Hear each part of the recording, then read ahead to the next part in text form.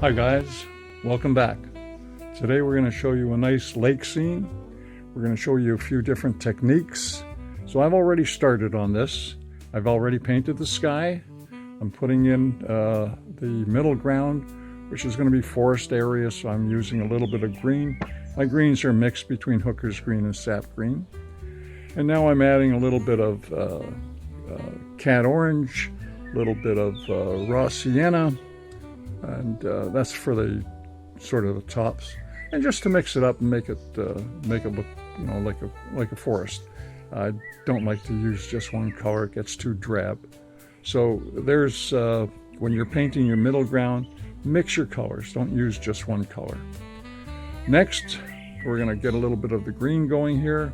I'm going to paint a nice little pine tree here. I'm working on the part that's going to be the closer to the foreground, much closer than the forest is. And so I'm using my my hooker's green and my sap green, and I'm actually mixing it with my green gold. So I've got a mixture of colors on here. Just to make it more colorful as opposed to just one drab color. Here I'm going to put in some rocks, and what I do is I just I put in some colors. I've been using the Payne's Gray, and I just put in some ultramarine blue, and I'm also going to put in some sepia in here. And I do that, those colors make a gray. And I'm going to scrape with my palette knife so that you can see the tops of the rocks here. So again, one of the techniques I wanted to show you is the scraping of the rocks. And here I'm using a little tissue, scrunching it up and blotting it, and just adding a little bit more definition to the rocks. Up on top of the rocks, I'm going to put a little bit of foliage, some pine trees, and I want you to notice how easy it is. I do a little straight line, and then I just do a little crisscross on it, and there's a pine tree. You can do them very quickly if you like. You can put a lot of time into it if you like. Do it at your leisure, the way that you're feeling comfortable with it. And I threw in a couple of just marks in there just to denote some trees, and here I'm going to scrape out a few more rocks. Now, I don't know about you, I like the rocks. It looks really nice, really neat, and it's a really nice technique. Easy, simple to do. You do it a few times, you'll get used to it. You can make the rocks whatever colors you want. I'm just showing you I'm working with gray here. Excuse me.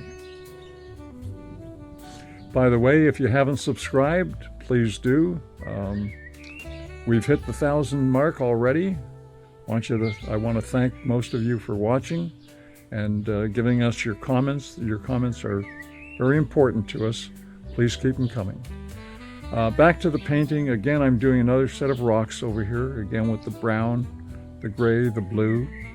And I put a lot of paint on, let it soak into the paper, and I put it on nice and thick if I can, wet and thick. That way I let it soak into the paper, and then when I go to scrape it, I get down to more of a white, and you can see the marks of the paper that create rock-like marks. And there you go, you can see it right there. And again, take the tissue, scrunch it up, do it below the mark that I used for the palette knife, and it just gives you more definition on the rocks. I don't know about you, but I really like the look of that. Many people spend hours painting rocks. We can do it in minutes.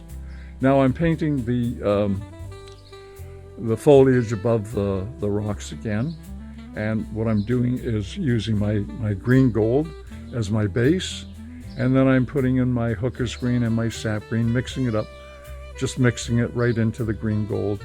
Again, to put more than one color in here. Using a nice fine brush to put in some trees. These are my Chinese calligraphy brushes. They're really quite reasonable. I don't spend a lot of money on my brushes. So I like it because it has a nice fine point to it.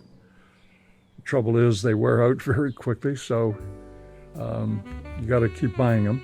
But easy to use. Here I'm putting in the pine tree, and I want you to notice how simple it is. A line, and then you use the side of the brush just to paint the regular foliage in there.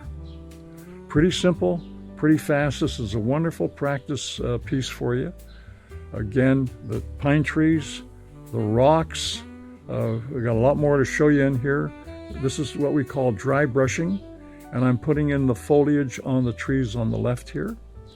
And I'm going to not just do that, the dry brushing, but I'm going to do something more to it in a moment. Here I'm just using the palette knife to scrape out a couple of trees in the foreground of the pine trees. And actually, they look like birch trees if you notice it. Again, just scraping out a few things, just the technique of scraping it out, making it more than a blob.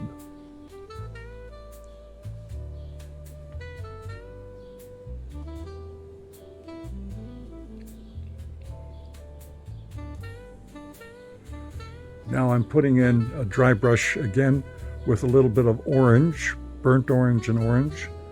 And I'm going to show you another technique. I put that in. I spray a little water on that, and I take a little small blending brush, and I'm going to just go over that and give you a background on it. And there I have the trees. You can still see the marks of the leaves.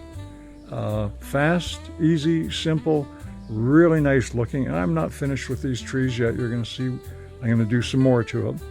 So pay attention. Don't leave us yet. And now I'm just going to do the branches within the tree itself. And just wherever you see an open space, you throw in a branch and you just put a line in. Again, pretty simple, especially when you've done it several times. It really is simple. Practice it. It's a good practice thing for you. It'll help your painting along. It'll give you the impression that you've got trees with all kinds of colors in them, and the foliage is up there. It's a real nice look. You do it a few times, you'll get used to it. I think you'll really like it.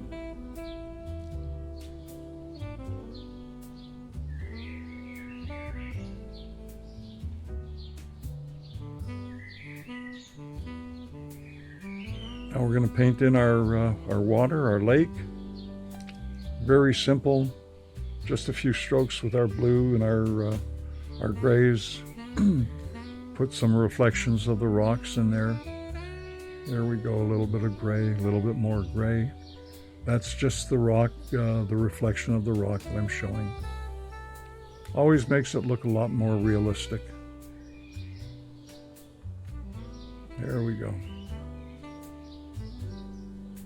Again, I try to show you these things that are simple and easy and fairly quick. If you're like me, I'm lazy. I enjoy painting, and I'd like to get a painting done quickly where I don't have to spend days at it. And this is my way of doing it, and this is the way I like to show people what to do. Many of the people that I've taught so far really enjoy the quickness, the ability to paint something very quickly. And the way it comes out in the end looks really, really nice. Again, I'm putting in the reflection of the trees on top of the rocks. And here I'm just scraping out a couple of waves, a couple of ripples, just to make it look realistic. Again, another technique to use on your reflections. Show a little bit of a wave or a ripple. Always makes it look good. Now this is going to be fun. I take an old sponge that I cut down, mix some paint up in it, and I paint the background, and that gives the background the dark and the light, where it's not all one blob. It looks really nice. I want you to try this. It's just an old sponge. Cut it up, dip it into your paints, and just put it over anything that you've got light. I'm going to do this to the tree in a moment, the tree in the foreground, and you'll see it'll pick it up and give it a whole new life. Here I'm just defining the rocks a little bit more, adding a little bit of dark to it. The dark being the shadows, and just to make it look more like a rock. And here I'm just going to paint in some lines which are basically trees in the background, just to fill in the background. And a little bit more dry brush, as you can see, for the foliage on those trees. So it's fast, I don't have to do anything specific. Dry brush is easy, don't put too much paint on. Now I'm using the sponge on the foreground tree. Now look at that. Doesn't that look great? I like it. It's easy to do. It gives it great depth, adds depth to the painting. And here I'm just going to put a little yellow in, lemon yellow by the way, and just to lighten up the foreground here. And I'm just taking a damp brush and just blending it in. I don't want to, I'm not doing anything specific, but just blending it in so it doesn't look all too dark. And there you have the painting. Very peaceful, quiet, serene lake setting, some rocks, some trees, nice easy sky. Again, thanks for watching. I hope you appreciated this as much as I did. And again, if you haven't subscribed, please do. Thanks again. See you next time.